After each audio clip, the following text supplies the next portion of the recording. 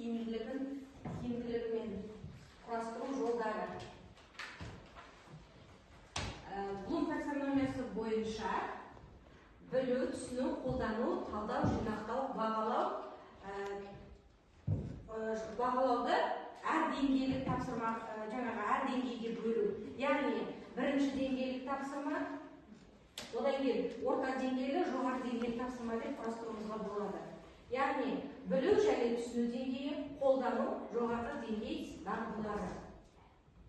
Саралап оқытудың басты шарты бір сабақтың үстінде 5 түрлі тапсырма емес, бір тапсырманы 5 түрлі етіп беру.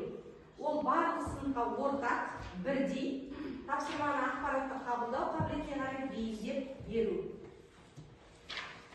Мысалға, біз 7-ші сынып бойынша Ахмет Байтұрсыновтың егіннің бастары деген шығармасын алатын болсақ, бұндағы сұқтанды құлшырайған қарасына Құдайын өзгесіне дәм бергенде, бұл бидай дәмсіз қатты арасында елде көп бұл бидайдай адам дейді, тәкаппар оны халқы жаман дейді. Халқы емес тәкаппардың данышпаны, тұтынба бұл мінезді балам дейді. Бұл, яғни, әкесінің ойы келесі, ай әке, мұның мәнін түсіндірші. Бір іске тұрмын өзім қайран қалып, бұл бидай көтеріп тұр басын көкке.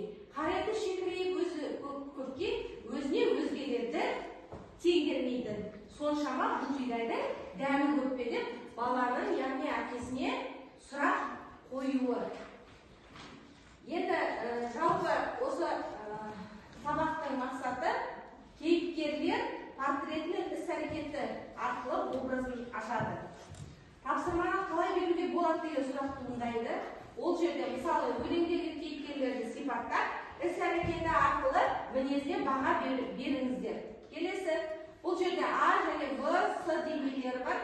А деңгейді қолдауды көп қажет ететін, В деңгейді қолдауды орта қажет ететін, С деңгейі қолдауды мүлдем қажет етпейтін оқушылар болады. Сол оқушыларға тапсырмалар құрастыруымызға болады.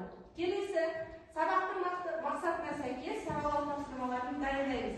Яғни бірінші топқа мына портретті, екінші топқа келесі суретті, үшінші топқа бидайдың бастары. Бұндағы мақсатымыз біздің кейіпкерлер портреті мен іс-әрекеті арқылы образын ашу. Тапсырма әзірлеуде қолданылатын әдістер бұл кім әдісі, дара диаграмма әдісі, суреттер сырт шертеді әдісі. Келесі, концептуалды кесте әдісі, үшіншісі